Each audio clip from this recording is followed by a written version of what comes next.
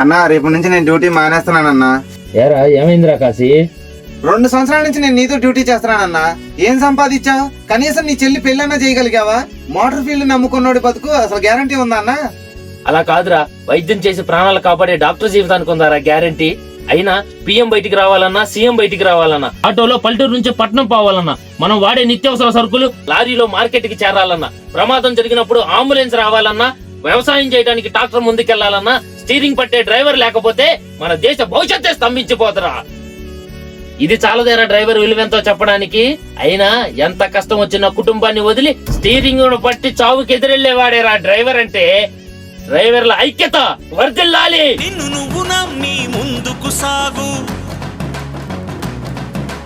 చరితగా మారే స్థాయికి ఎదుగు.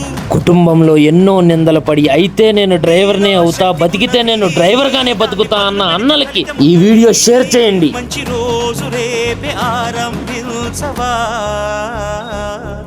అరే ఎవరి గుణం ఏమిటో, ఎవరి బలం ఏమిటో చూసింది ఎవరంట.